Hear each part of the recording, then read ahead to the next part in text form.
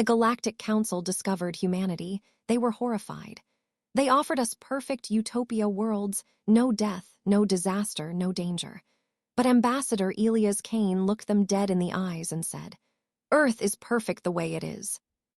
What followed was months of frustration, a desperate deception, and one golden retriever that broke an entire alien civilization's pride. When the ruthless Vorath swarm later invaded, the Council learned the terrifying truth. The species they pitied had become the deadliest force in the galaxy. Before we dive deeper into the story, please subscribe. It costs you nothing, but helps Stellar HFY a lot. The Galactic Council's observation fleet drifted in perfect formation high above the turbulent blue-green orb known as Earth. From this vantage, the planet looked deceptively peaceful, swirling white clouds, vast oceans, and scattered continents glowing with the faint lights of civilization. But the deeper scans told a far more horrifying story. Ambassador Thaler of the Vayari Dominion stood motionless in the flagship Eternal Harmony's command observatory, his iridescent skin flickering with shades of deep violet and anxious orange. 6 elegant fingers gripped the railing as holographic displays rotated around him, flooding the chamber with grim data. Atmospheric instability, violent tectonic shifts, apex predators that could tear a Vayari apart in seconds, microbial life capable of killing billions, weather patterns so chaotic they could erase entire cities overnight. And the humans, short-lived, stubborn biological anomalies, somehow not only surviving but multiplying in this nightmare. "How have they endured?" Thaler whispered, his melodic voice laced with disbelief. High Counselor Vera, a towering Lurian whose crystalline body refracted light like living diamond, glided beside him. "This is a death world, Ambassador. Class 9 hazard rating, the highest we have ever encountered. No species should thrive here." The observation deck hummed with tension. Representatives from a dozen species watched in stunned silence. The serene Sylphari fluttered their delicate wings nervously. The armored Korak shifted their massive bulk, claws scraping the floor. All of them had been born into safety. Their homeworlds had been terraformed into utopias centuries ago. Danger was a concept they studied in history texts, not something that still existed. Thaler activated another feed. A human city appeared, floodwaters raging through streets, people desperately clinging to rooftops as rescue teams fought against nature's fury. Another feed showed a volcanic eruption swallowing villages. A third displayed a hospital ward filled with patients suffering from diseases the Council had eradicated long ago. "Primitives," one delegate hissed. "They live in constant suffering." Vera's crystalline voice rang clear. "We cannot ignore this. The moral imperative is absolute. We will offer them refuge. Prepare first contact protocols." Thaler nodded, though a strange unease coiled in his core. Something about these humans felt different. Most pre-spaceflight species begged for salvation the moment they learned of the galaxy's wonders. These ones had no idea they were being watched, yet they continued their chaotic existence without apology. 2 days later, the contact team materialized in a pristine white reception hall on the Eternal Harmony. The air smelled of engineered serenity, subtle floral notes, and calming pheromones. Soft lighting bathed everything in gentle luminescence. Ambassador Elias Kane arrived alone. He was taller than Thaler expected, broad-shouldered, with sharp gray eyes that scanned the room with quiet intensity. His simple black suit contrasted sharply with the flowing, ornate robes of the Council delegation. No fear, no awe, just calm, measured confidence that immediately set Thaler on edge. "Ambassador Kane," Thaler began, stepping forward with practiced grace, his skin shifting to a welcoming sky blue. "I am Thaler of the Vayari Dominion. We represent the Galactic Council. We have observed your world, and we are prepared to offer you salvation." Elias Kane tilted his head slightly, studying the alien before him. "Salvation from what exactly?"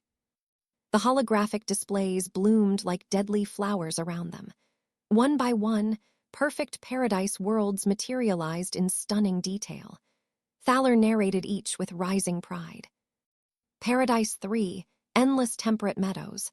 No predators, no disease. Gentle winds and crystal-clear rivers engineered for perfect harmony. Paradise 9, floating cities above tranquil oceans where drowning is impossible. Every comfort provided by gentle AI caretakers. Paradise 12, lush forests filled only with harmless bioluminescent life.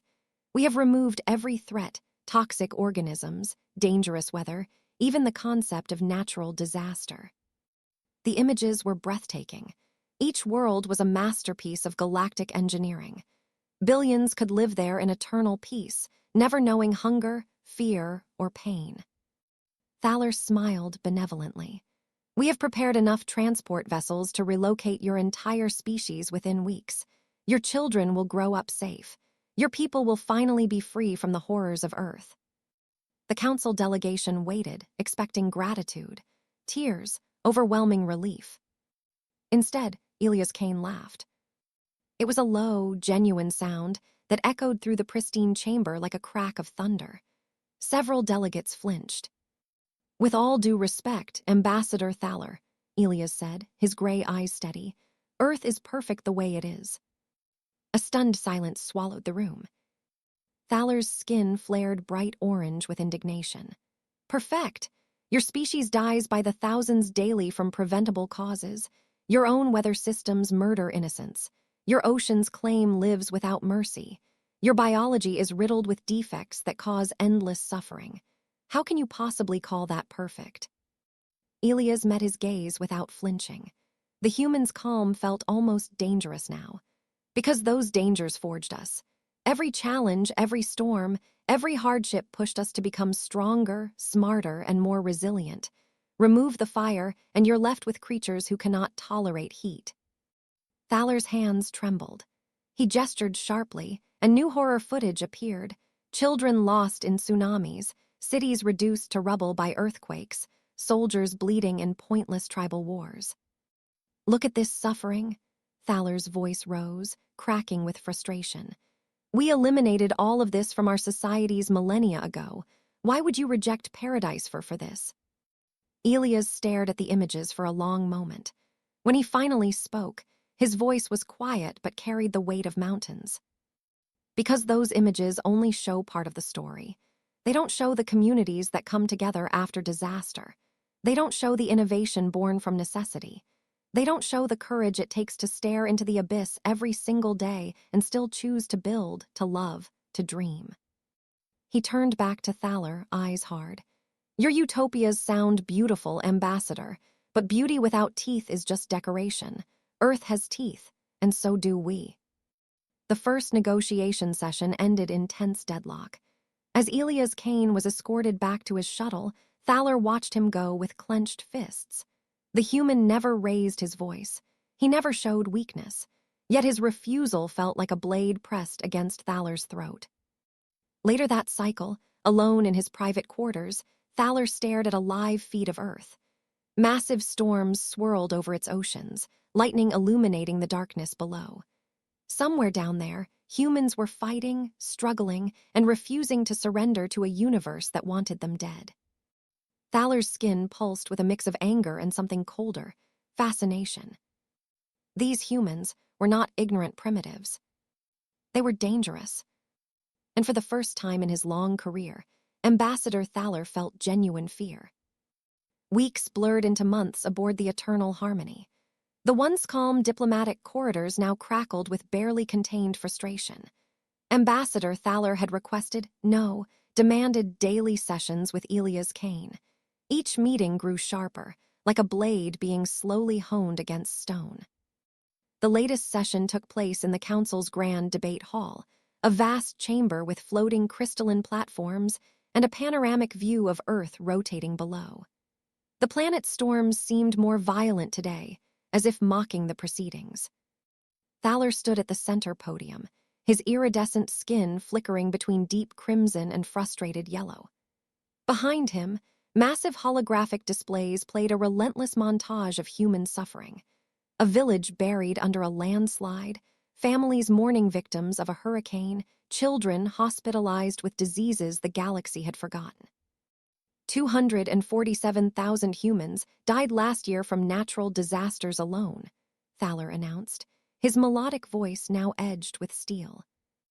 Another 4 million from preventable illnesses. Your average lifespan is barely 80 years. On our paradise worlds, citizens live peacefully for over 400. Why, Ambassador Kane? Why do you condemn your people to this endless cycle of pain? Elias Kane sat across from him, legs crossed, hands resting calmly on the table. His gray eyes reflected the horror footage without flinching. Because those numbers don't tell the full story, Thaler. They never do. Thaler slammed a 6-fingered hand on the podium. The sound echoed sharply. Several council observers shifted uncomfortably. Full story? Thaler's skin burned brighter. We have eliminated every variable that causes suffering. No more fear of starvation. No more grieving parents. No more waking up wondering if today the sky will fall on you. We are offering your species immortality without the cost of your precious struggle. And still you refuse. Elias leaned forward slightly, his voice low and steady, yet carrying undeniable power. You want to know why? Let me show you something your scans never captured. He activated a small personal projector. The image shifted from council-provided horror to raw human footage. A group of people digging through earthquake rubble at night, working together under flashlight beams. A young woman standing on a rooftop during a flood, singing to calm, terrified children. A soldier carrying an elderly stranger to safety during a war neither asked for. These are the moments you delete from existence in your utopias, Elias said. When everything is safe and provided, who do you become? Comfortable, docile. When was the last time your people had to risk everything for something greater than themselves? Thaler felt his heart's race. The human's words were beginning to burrow under his skin like parasites. You speak of risk as if it is noble, Thaler hissed. It is not. It is barbaric. On my homeworld, a child has never known the terror of losing a parent to something as stupid as a storm. Can you say the same? Elia's expression darkened. For the first time, a flicker of real anger crossed his face.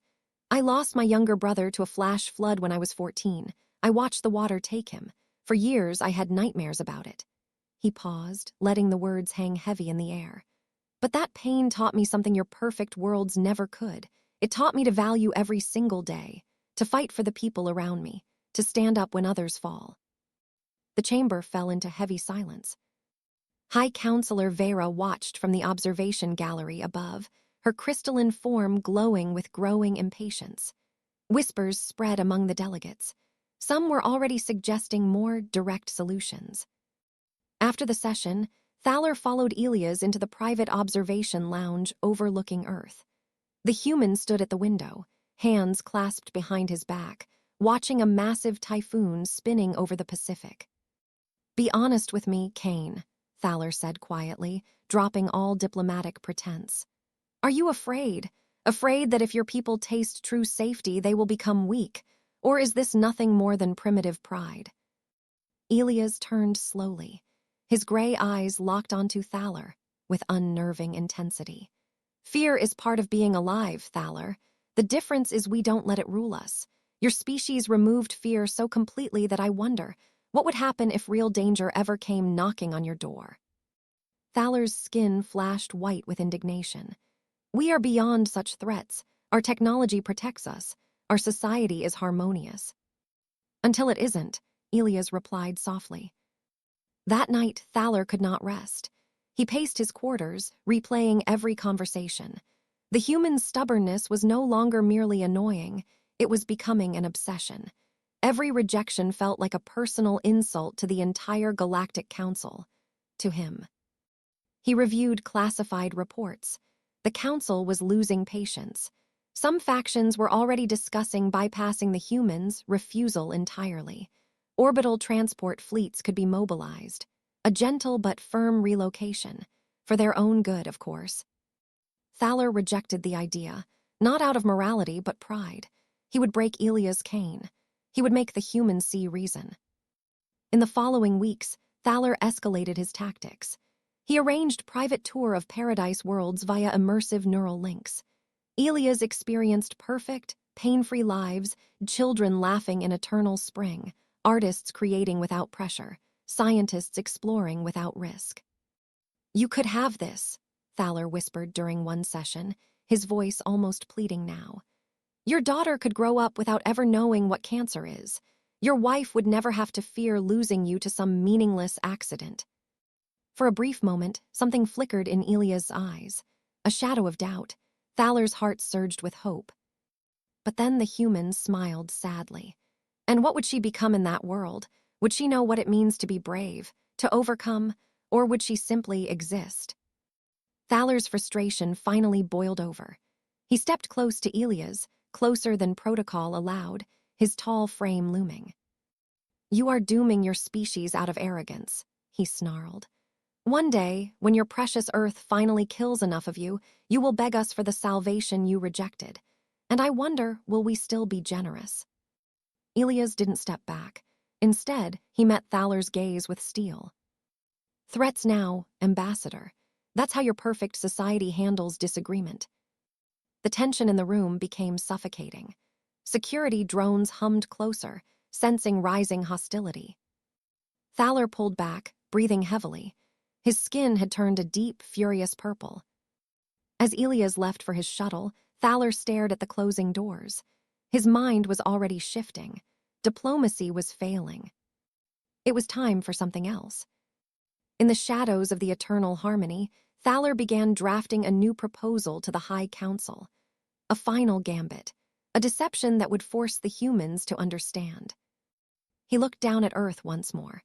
The death world continued its violent dance, storms, fires, and humans stubbornly refusing to break. A cold determination settled over him. "Enjoy your suffering while it lasts, Elias Kane," Thaler whispered. "Soon, I will show you how wrong you truly are." Little did he know, the real storm was only beginning.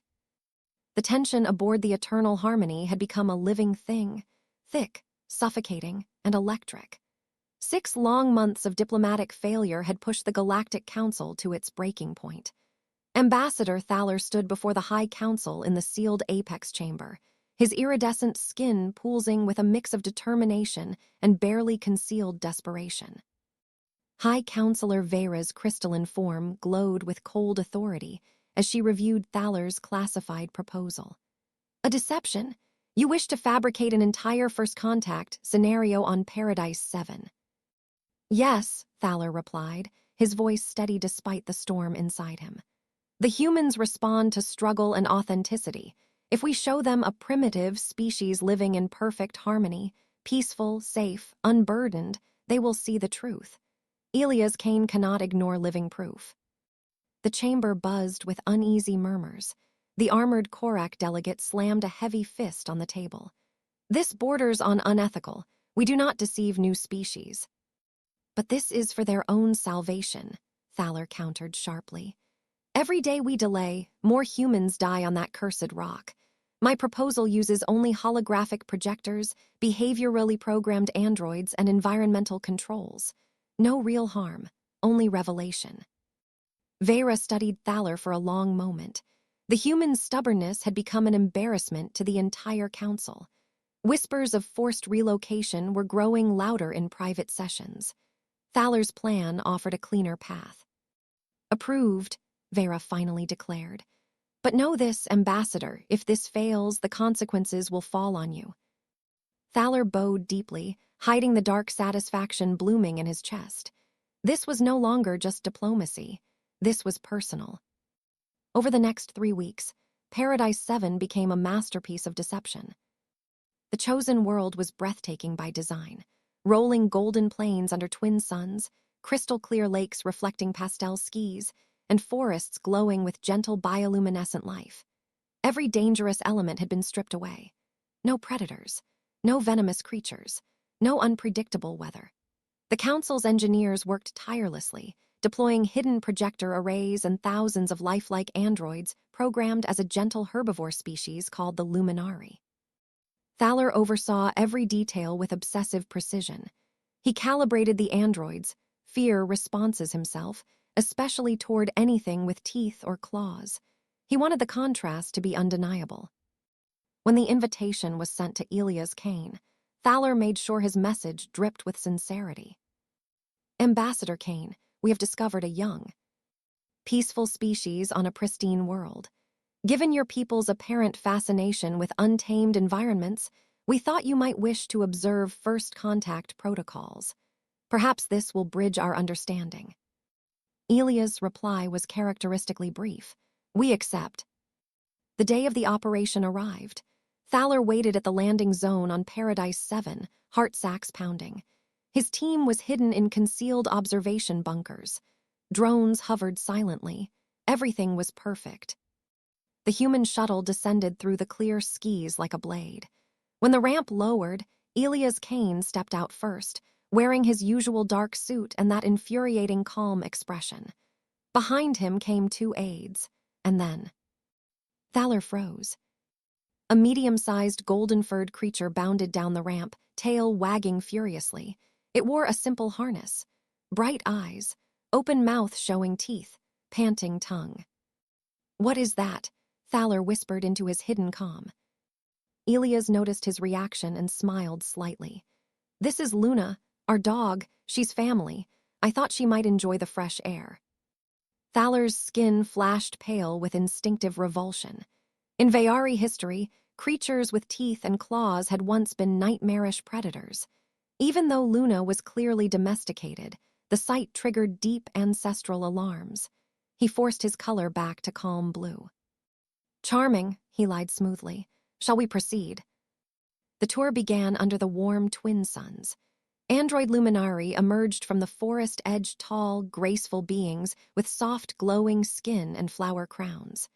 They approached with open hands, singing melodic greetings and offering woven baskets of fruit. Elia's aides seemed genuinely impressed. They walked among the natives, asking questions, observing their peaceful interactions. The androids performed flawlessly, children played without fear, elders told stories of endless harmony, and no one carried weapons or spoke of danger. Thaler watched from a hidden vantage, a triumphant smile forming. This was working. He could see the subtle shift in the human aides' postures. Doubt was creeping in. But Elias remained watchful. His sharp gray eyes scanned everything with quiet suspicion. He knelt occasionally to pet Luna, who explored happily, sniffing flowers and chasing glowing insects. As they approached a sparkling lake, a group of android luminari children ran forward, laughing. Luna's ears perked up.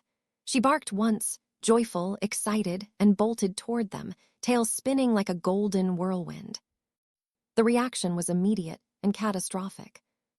The android children screamed in programmed terror. Their eyes widened at the sight of teeth and bounding movement. They scattered in all directions, dropping their flower baskets and fleeing toward the forest. Thaler, watching live feeds from his bunker, felt panic surge through him. The fear parameters he had personally set were working too well. One android tripped and fell, emitting high-pitched distress calls. Elias called out, "Luna, come back." But the dog was already racing ahead playfully, thinking it was a game. Thaler couldn't stay hidden. He stepped out from his concealed position, trying to salvage the situation. "It's all right. They are simply not used to." Luna spotted him. The golden retriever bounded straight toward Thaler with happy barks, tongue lolling, eyes bright with pure friendliness. To Thaler, it looked like a charging predator from ancient nightmares. Terror seized him. He stumbled backward, skin flashing brilliant white. "No, stay back." Luna only wagged harder, excited by the new playmate. Thaler turned and ran. He sprinted toward the crystal lake in blind panic, robes flapping, six-fingered hands waving desperately. His feet splashed into the shallow water as he waded deeper, hyperventilating. The cold water soaked his garments, but he didn't care. All he could think about was escaping those teeth and that bounding, relentless energy. Security teams burst from hiding, rushing to extract their ambassador from the lake. Thaler was dragged ashore, dripping wet, trembling visibly before his entire team and the human delegation. Elia's Kane stood on the shore, Luna now sitting calmly beside him, head tilted curiously at the spectacle. The human's expression was unreadable at first. Then he spoke, his voice carrying across the water with devastating clarity. You engineered a paradise so safe that you fear a golden retriever, a creature whose entire existence is built around loyalty and friendship. Tell me, Thaler, if this is what absolute safety does to a species, why would humanity ever want it? The words struck Thaler like physical blows. Humiliation burned through him hotter than any star. His carefully constructed deception lay in ruins around him, exposed by a simple Earth dog. Elias looked around at the deactivated androids, the hidden projectors now visible as they flickered under stress, and the scattered natives standing motionless. I think we've seen enough, Elias said quietly. Take us back to the ship. As the humans returned to their shuttle, Thaler remained on his knees by the lake, water dripping from his ruined robes. The weight of failure pressed down on him like the gravity of a collapsing star. The deception had not broken Elia's cane. It had only made the humans' point stronger. And somewhere deep inside, a new, colder fear began to take root in Thaler's mind. What if the humans were right? The crystal waters of the lake on Paradise 7 rippled with the frantic splashes of Thaler's retreat. Security teams hauled the soaked Vayari ambassador onto the grassy shore, his once elegant robes clinging heavily to his frame like a shroud of shame. His iridescent skin flickered erratically between ghostly white and humiliated purple. For the first time in his distinguished career, Ambassador Thaler was trembling uncontrollably. Luna sat a short distance away, tail thumping innocently against the ground, completely unaware of the chaos she had caused. Elia's cane stood beside her, one hand resting lightly on the golden retriever's head.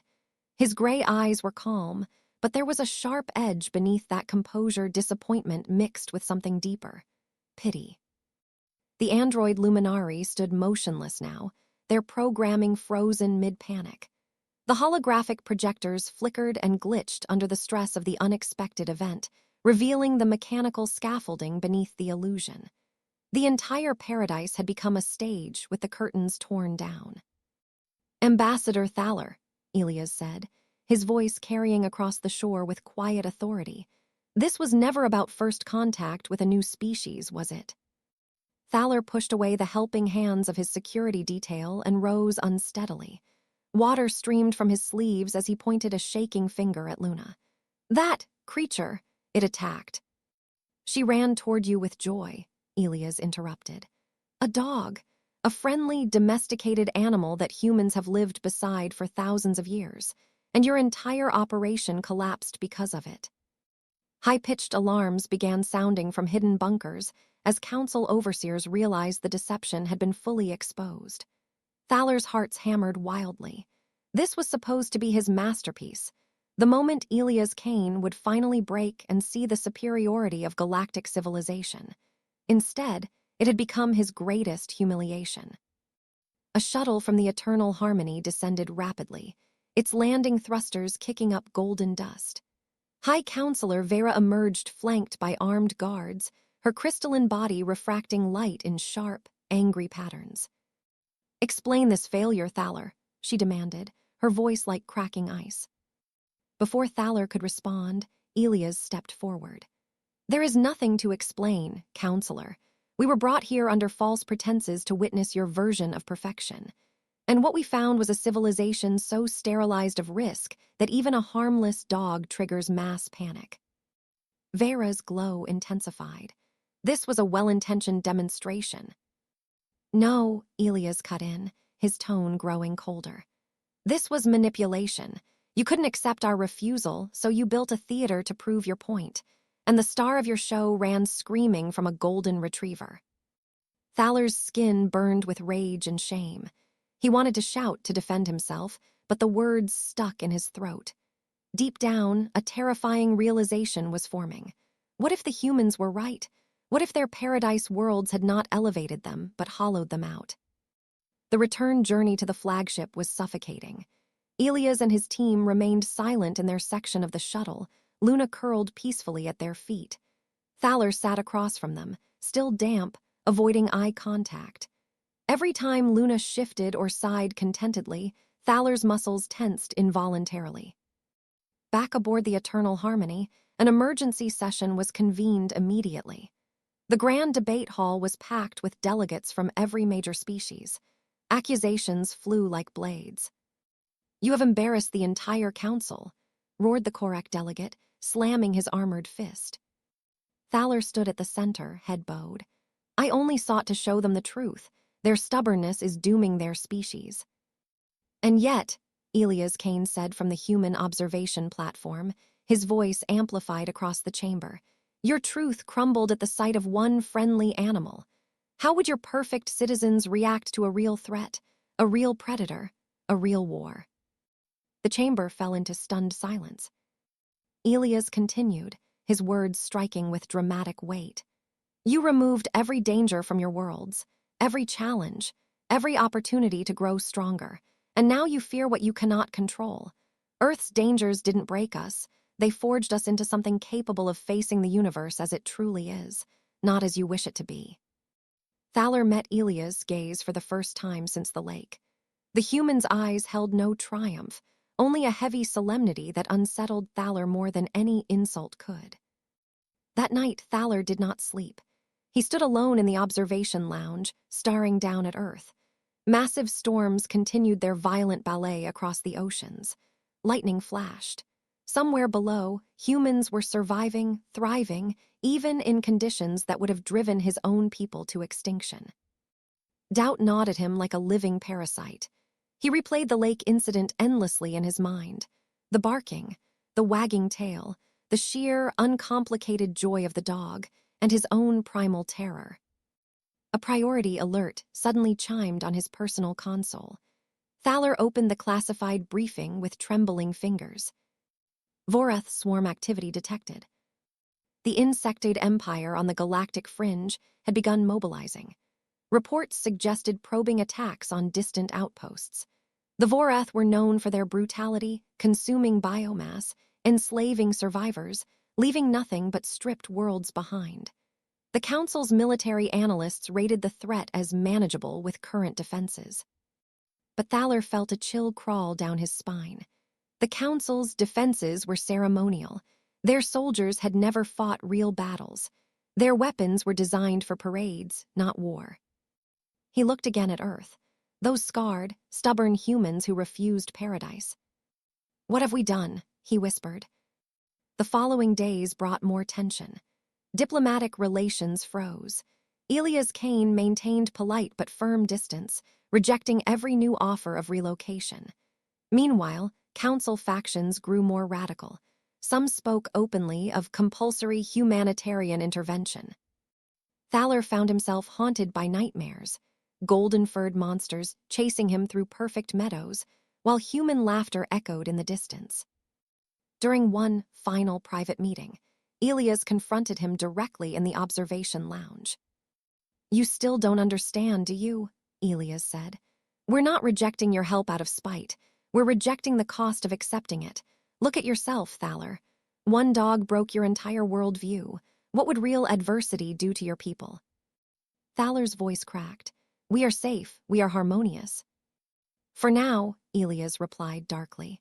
"But safety is an illusion. The universe doesn't care about your engineering. When real darkness comes, and it always does, what will you have left?" Thaler wanted to argue. He wanted to scream that the humans were fools, but the words wouldn't come. As Elias turned to leave, Luna padding faithfully beside him, Thaler felt the foundations of his certainty fracture completely. The deception on Paradise 7 had not broken the humans. It had broken him. And far beyond the borders of council space, the first Vorath hive fleets began their silent journey toward the core worlds, drawn by rumors of soft, undefended paradises rich with resources. The real terror was coming, and Paradise was woefully unprepared. 3 years had passed since the humiliating failure on Paradise 7. 3 years of cold silence between humanity and the Galactic Council. Ambassador Thaler had thrown himself into his work with obsessive fervor, trying to bury the doubts that gnawed at him every night. But the memory of Luna's joyful bark and Elias Kane's piercing words never truly faded. Aboard the Eternal Harmony, now stationed near the prosperous core worlds. Thaler stood in the command observatory when the first alarms shattered the illusion of peace. Multiple hyperspace breaches, a Lurian officer cried, crystalline voice fracturing with panic. Voreth signatures, dozens of them. Thaler's skin flashed bone-white. The insectoid Voreth swarm, a relentless empire of chitin, claws, and endless hunger, had always been a distant threat. Now they were here, in the heart of council space. Holographic displays exploded with horror. Hive ships, massive biomechanical monstrosities covered in living armor and dripping acid, tore through the void. Thousands of swarm fighters poured out like angry hornets. The first council defense platforms lasted less than 7 minutes before being torn apart. "Status," Thaler demanded, rushing to the central console. "Paradise 3 is under heavy assault," the officer reported. "Civilian evacuation failing. They're consuming the population centers." Thaler watched in frozen dread as feeds showed peaceful meadow cities burning. Vayari citizens, his own people, ran screaming through streets that had never known violence. Voreth warriors, towering armored horrors with razor mandibles, dragged screaming civilians into digestion sacks. The Paradise worlds, engineered with no defenses, no military tradition, and no concept of resistance, were falling like ripe fruit.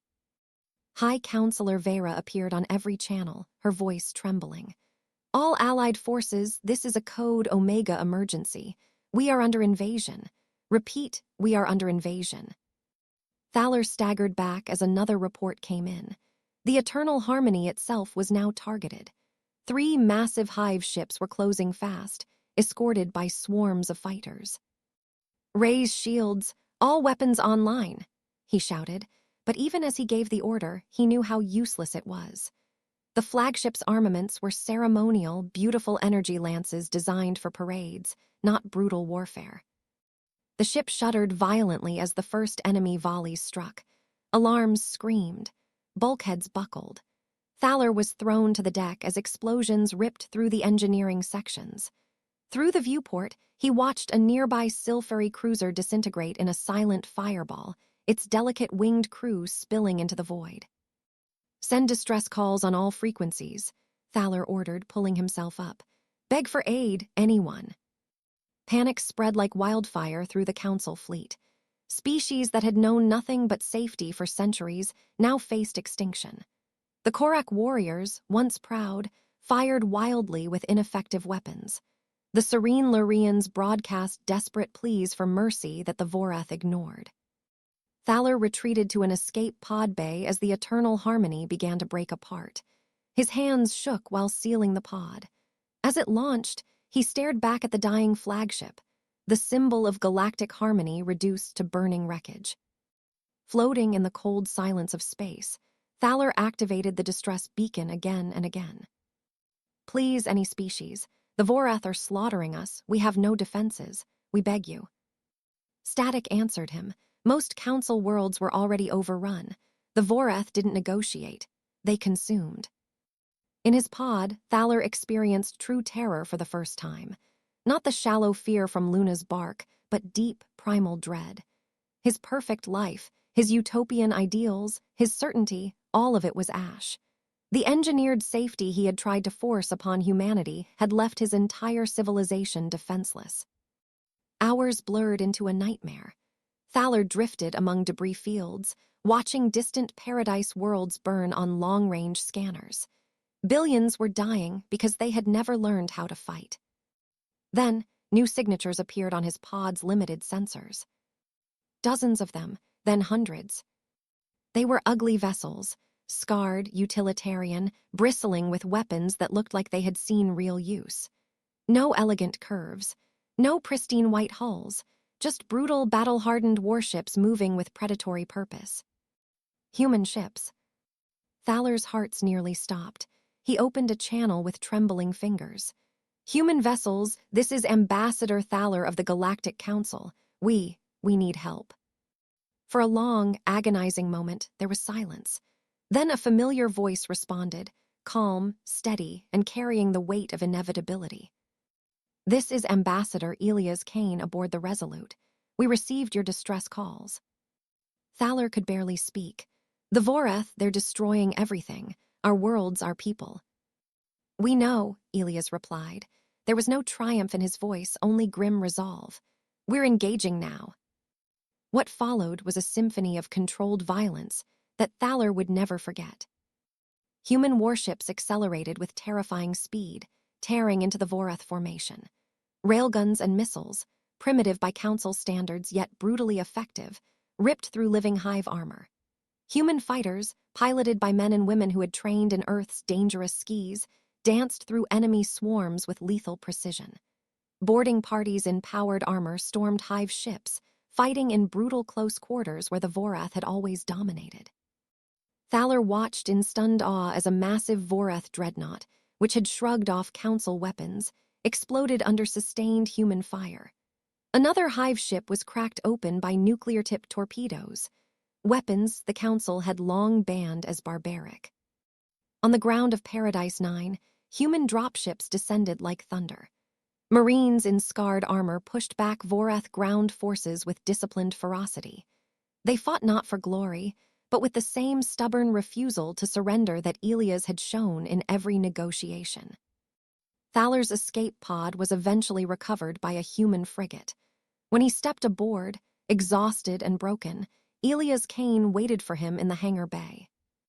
The human looked older, harder, yet still carried that same unshakable calm. Luna was not with him this time, but Thaler almost wished she was. Even the memory of that dog felt comforting now. You came, Thaler whispered, his voice hoarse. Elias studied him for a long moment. We told you 3 years ago, Earth's dangers made us what we are. Your people removed every struggle. When the real storm came, you had nothing left. Thaler lowered his head, skin poolsing with deep shame. Around them, the frigate hummed with activity, orders being shouted, weapons rearming, casualties being treated with grim efficiency. The Battle of Elysium was raging in full force. Humanity had arrived not as saviors begging for thanks, but as warriors forged in fire. And for the first time, Thaler understood the depth of his failure. As fresh reports came in showing human forces turning the tide at multiple key systems, Thaler felt the last pieces of his old worldview shatter completely. The storm had broken. And in its fury, the Deathworld species they had pitied was proving to be the galaxy's only hope. The void burned. Hundreds of human warships carved through the Vorath swarm with merciless precision. What the Galactic Council had dismissed as primitive technology proved devastatingly effective. Rail cannons punched through living hive armor. Nuclear-tipped missiles bloomed like vengeful suns. Human pilots, forged in the unforgiving skis of Earth, executed maneuvers that defied the Council's safety protocols. Ambassador Thaler watched it all from the bridge of the human heavy cruiser Resolute, his iridescent skin flickering between awe and deep shame. Beside him stood Elias Kane, arms crossed, eyes locked on the tactical display with calm intensity. They're breaking, Elias said quietly. A massive Vorath hive carrier, easily 10 kilometers long, exploded in a cataclysmic blast as human boarding teams detonated its central biomass core. Debris spiraled outward, glittering against the blackness like dying stars. Thaler's voice was barely a whisper. We would have been annihilated, all of us. You nearly were, Elias replied. There was no cruelty in his tone, only truth. Your paradises had no armies worth the name, no warriors, no will to fight. The Vorath smelled weakness from across the sector. The Battle of Elysium reached its brutal climax. Human ground forces on Paradise 9 pushed deep into overrun cities. Power-armored Marines fought hand-to-hand against towering Vorath warriors in streets that had once known only gentle breezes and laughter. Where Council citizens had fled in panic, humans stood their ground, dragging terrified aliens to safety while laying down suppressive fire. One feed showed a squad of human soldiers defending a group of Vayari children behind a shattered fountain. A golden retriever, another dog like Luna, stood guard beside them, barking defiance at the approaching swarm. The image hit Thaler like a physical blow. Hours later, the tide turned decisively. The remaining Vorath hive ships began retreating, but human pursuit fleets hunted them relentlessly. Humanity did not negotiate with those who preyed on the defenseless. When the last major hive carrier fell, a heavy silence settled over the Resolute's bridge. Thaler stared at the wreckage of what had once been the pride of Council space. High Counselor Vera's broken transmission reached them moments later. "Humanity, we owe you everything. The Council, what remains of it, formally requests your protection." Elias turned to Thaler. "Walk with me." They moved through the bustling corridors of the human warship. Crew members, scarred, exhausted, but proud, nodded respectfully as they passed. Thaler noticed the difference immediately. These humans carried themselves with the quiet confidence of those who had faced death many times and refused to yield. No fear, only resolve. In a quiet observation lounge overlooking the battlefield, Elias stopped. The stars beyond were littered with debris. 3 years ago on Paradise 7, Elias began, you ran into a lake because a friendly dog wanted to play. Today, that same fear nearly cost your entire civilization its existence. Thaler lowered his head, skin pulsing with deep violet regret. I see it now, all of it. We believed safety was the highest virtue. We engineered every threat out of existence, but in doing so, we removed the very things that make a species strong: courage, resilience, the will to stand when all seems lost. Elias gazed out at the stars. Earth isn't kind, it never has been. Storms tear down our cities. The ground shakes beneath our feet. Disease, war, disaster, they've been our constant companions. But every time we rebuild, we innovate, we grow stronger. Your utopias create beings who can only exist within perfection. Earth creates beings who can face hell itself and still move forward. A soft chime announced an incoming transmission. Luna appeared on the screen from Earth, tail wagging as she sat beside Elias' wife in their mountain home. The golden retriever looked directly at the camera as if sensing Thaler's presence. For the first time, Thaler did not flinch. Instead, a strange warmth bloomed in his chest. "I was wrong," Thaler said, voice cracking. "We were all wrong. Your refusal wasn't stubbornness or ignorance. It was wisdom. Earth truly was perfect for shaping the species the galaxy needed when darkness came." Elias placed a hand on the alien's shoulder. The gesture felt strangely paternal. "We don't fight for gratitude, Thaler.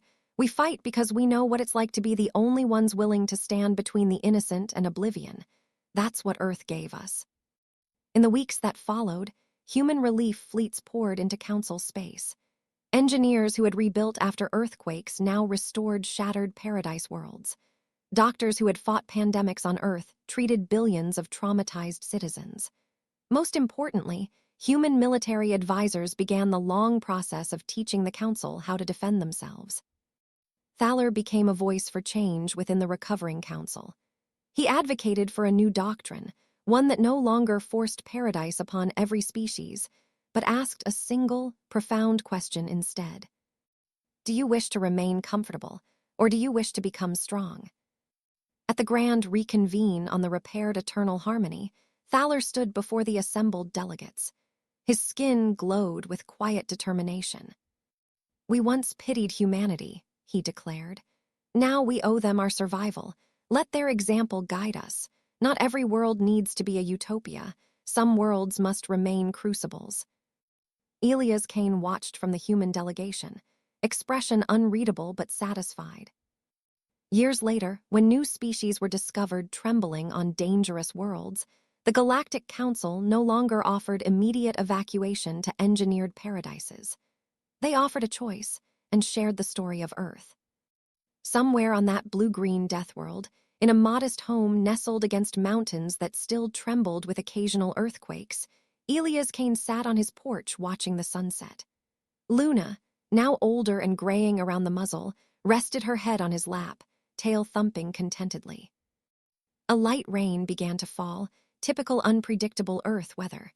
Thunder rumbled in the distance. Elias smiled, scratching behind Luna's ears. "Perfect day," he murmured. The storms would always come. Humanity would always be ready. And because of that, the galaxy had a fighting chance. Subscribe.